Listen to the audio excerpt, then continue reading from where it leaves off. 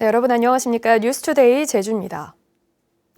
제주시 한라사우나와 7080 라이브 카페 집단 감염이 확산되면서 제주 지역의 누적 확진자가 300명을 넘어섰습니다. 제주에서도 특별 방역 조치에 따라 5인 이상 사적 모임이 금지되고 성산일출봉 등 해맞이 주요 명소는 임시 폐쇄됩니다.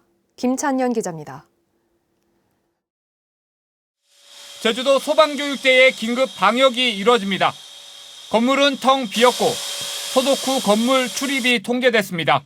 7080 라이브 카페를 방문한 소방관이 확진 판정을 받으면서 직원들 전체가 접촉자로 분류됐기 때문입니다. 이곳 소방교육대에서는 신임 교육생 40여 명이 교육을 받고 있었는데요. 교육대 안에서 확진자가 나오면서 교육 일정은 모두 중단됐습니다. 교육생과 교관 등 80여 명이 진단검사 후 격리됐고 접촉 가능성이 있는 소방본부 소속 공무원 100여 명도 긴급 검사를 받았습니다. 밀접 접촉자는 이제 1인 1실로 생활관에 격리시킨 상태고 나머지도 다 생활관으로 이동 조치했습니다.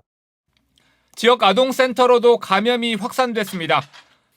제주시 2호 지역아동센터에서 노인 일자리 참여자가 확진되면서 직원 7명이 자가격리됐고 제주도는 노인 일자리 사업을 전면 중단했습니다.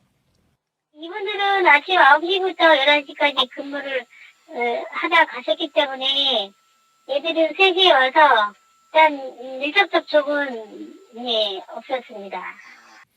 제주대병원을 방문한 환자 보호자와 해군기지 소속 군인, 추자도 주민까지 확진되는 등 지역사회 감염이 전방위로 확산되면서 그제 하루 제주 지역 신규 확진자는 역대 가장 많은 32명이 추가됐습니다. 한라사우나와 라이브 카페발 확진자만 100명에 달하며 누적 확진자는 지난 18일 200명 돌파 이후 닷새 만에 300명을 넘어섰습니다. 확산세가 가팔라지면서 제주도는 정부 연말연시 특별방역 대책에 따라 5인 이상 사적 모임을 금지시키고 성산일출봉과 송악산, 한라산 등 일출 명소를 임시 폐쇄하기로 했습니다. 영화관 운영도 9시 이후 중단되고 대형마트에서도 발열 체크가 의무화되며 시식이 금지됩니다. 연말 연시 해맞이를 위한 주요 관광 명소 출입을 일체 금지합니다. 성산 일출봉과 한라산 국립공원 탐방을 전면 금지합니다. 지역 감염 차단을 위해 제주도가 고강도 방역 대책을 내놨지만 역학조사가 N차 감염을 따라가지 못하는 데다 감염 경로가 확인되지 않은 확진자도 속출하면서 지역 감염 확산이 수그러들지 않고 있습니다. MBC 뉴스 김찬현입니다. 사우나와 라이브 카페 등을 고리로 한 집단 감염은 학교와 학원으로도 확산되고 있습니다. 학생과 학원 강사 등 30여 명이 자가 격리되는 등 학교와 학원가에도 비상이 걸렸습니다. 박주연 기자가 보도합니다. 제주 시내 한 중학교. 코로나19 확진자 100 아카데미 강사의 밀접 접촉자로 자가 격리 중이던 2학년 학생 A군이 코로나19 확진 판정을 받았습니다. A군의 확진에 지난 21일 기말고사를 함께 봤던 학생 14명과 시험 감독교사 6명 등 20여 명이 자가 격리됐고 남은 시험 일정은 연기됐습니다. 지금 학생하고 그다음에 시험 감독 갔던 선생님 이렇게 해서 한 20명 정도 될 겁니다. 확진자가 나왔기 때문에 한 하루는 지금 무기한 연기되어 있습니다.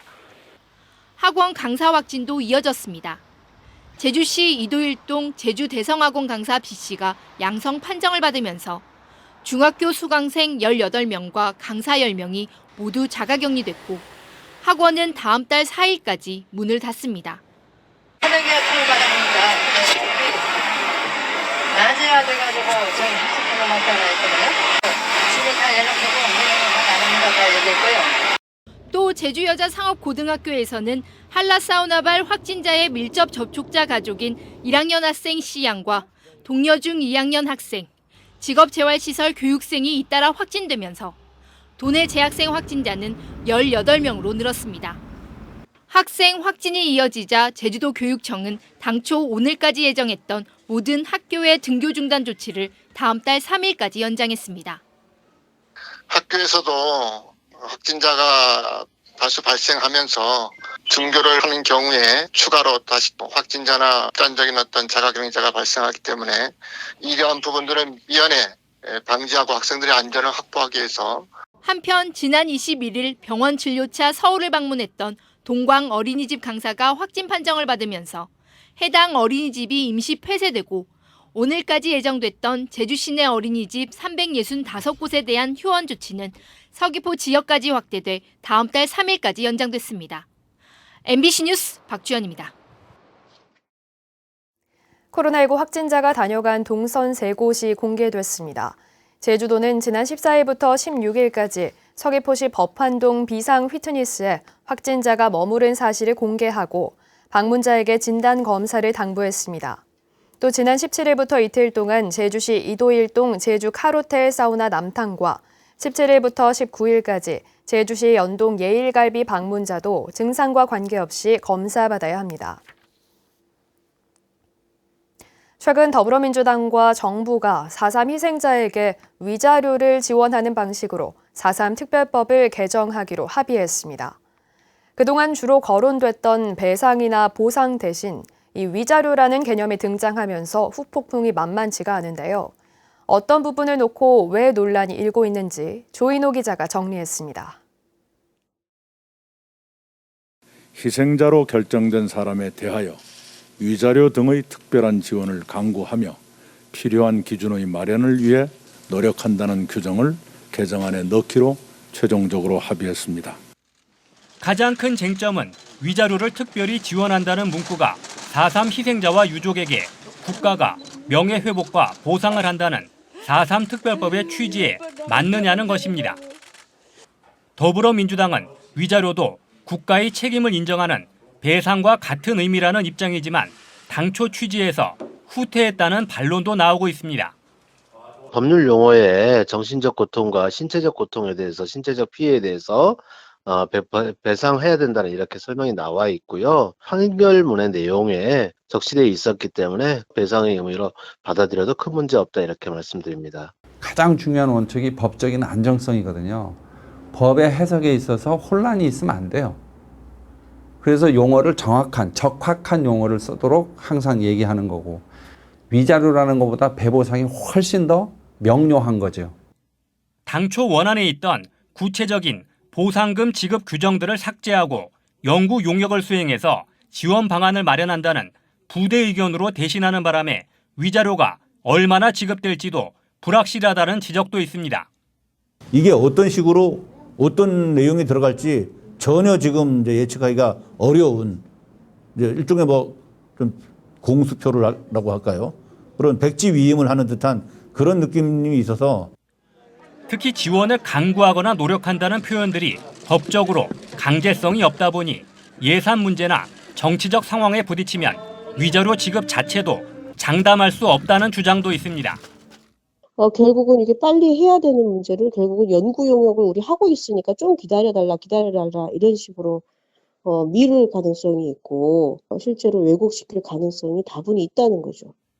이 때문에 4.3 유족회도 긴급운영위원회에서 위자료 문제를 놓고 논쟁을 벌인 끝에 용역 과정에서 유족의 의견을 전달한다는 전제로 민주당과 정부의 합의안을 수용했습니다.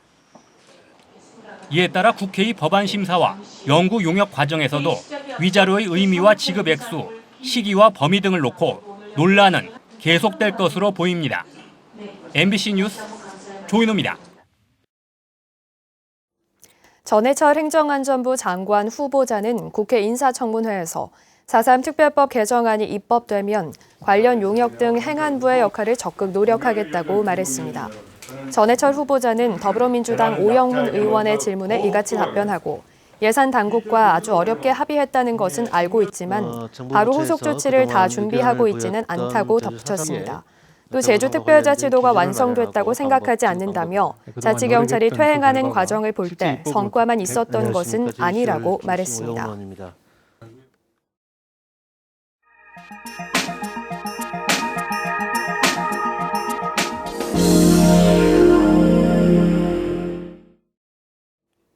땅끝 전남 해남에 있는 천년고찰 미황사를 갖고 왔던 금강 스님이 20년 동안의 소임을 내려놓고 떠나게 됐습니다. 폐사와 다름없던 절을 세계적 명찰로 가꾼 것뿐 아니라 지역 분교를 살리고 함께 문화를 만들어 온 지역민들은 아쉬움을 감추지 못하고 있습니다. 목포 김진선 기자입니다. 대용전과 달마산이 한눈에 보이는 천년고찰 해남 미황사. 삼나무에 둘러싸여 햇볕 한 점 들지 않던 음습한 절이었다곤 상상할 수 없습니다. 주지인 금강 스님이 지난 20년 동안 직접 지게를 지고 주민들과 함께 도량을 가꿔낸 결과입니다. 완전히 개방을 해서 많은 사람들이 이곳에서 휴식하고 또 치유되고 힘을 얻어가면 좋겠다 생각이 들어서 주지로 온 지난 2000년부터 한문학당을 열어 아이들과 직접 얼굴을 맞대고 소통했던 금강 스님. 템플스테이로 누구에게나 절을 개방하고 매년 10월이면 높이 12m의 궤불을 대웅보전 앞마당에 걸고 마을 축제를 열었습니다. 지역 분교가 폐교 위기를 맞자 음악회를 열어 통학버스를 마련하고 60명 규모의 학교로 살려낸 것도 이곳 미황사에서 시작됐습니다. 금강 스님이 내년 2월 주지에서 물러나 떠난다는 소식에 주민 수천 명이 서명운동까지 나서려던 이유입니다. 미황사는 단순한 사찰도 아니고 또 금강 스님은 사찰의 주지 스님으로만 계시는 건 아니에요. 저희들의 뭐랄까 따뜻한 동행을 항상 이끌어 주신 분이고 중장비를 쓰지 않고 주민들과 함께 조성해낸 달마고도. 경내 문화재를 복원하고 조선시대 목조상 65구를 전수조사하는 등 금강 스님의 20년은 분주했습니다. 매일 정성스럽게 보낸 만큼 아쉬움 없이 떠난다는 스님은 남은 이들이 자신이 살고 있는 공간들을 사랑하고 가꾸길 바란다는 말을 남겼습니다.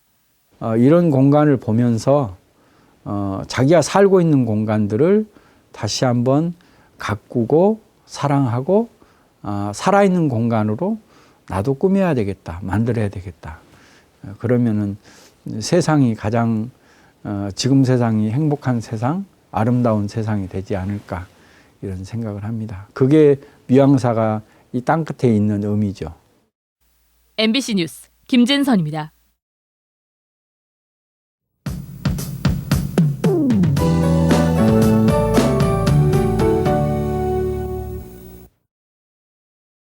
성탄절 이브인 오늘 아침 공기는 비교적 덜 차갑습니다. 다만 오후부터 북서쪽에서 차가운 공기가 다시 유입되면서 기온이 내려가겠습니다. 이 차가운 공기가 비교적 따뜻한 바다 위를 지나 구름대가 형성이 되겠는데요. 밤에는 비나 눈이 예상됩니다. 또 오늘 밤부터 내일 아침 사이 산지에는 5mm 정도의 비가 내리거나 1에서 3cm의 눈이 내려 쌓이는 곳이 있겠습니다. 또 구름대가 발달하는 정도에 따라서 중산간과 해안에도 비가 내릴 가능성이 있겠습니다. 찬 공기가 내려오면서 오늘 하늘은 점차 맑아지겠습니다. 오후부터 바람이 불기 시작하겠는데요. 성탄절인 내일까지 점차 강하게 불겠습니다. 성탄절에는 오늘보다 약 4도 정도 기온이 내려가는 가운데 찬바람 때문에 체감온도는 더 낮아서 춥겠습니다. 또 바람에 대비해서 코로나19 선별진료소나 비닐하우스 등 시설물 관리도 잘 해주시기 바랍니다. 다음은 자세한 지역별 날씨입니다. 현재 대부분 지역이 흐린 가운데 아침 기온은 어제보다 5도 정도 높게 시작하고 있습니다.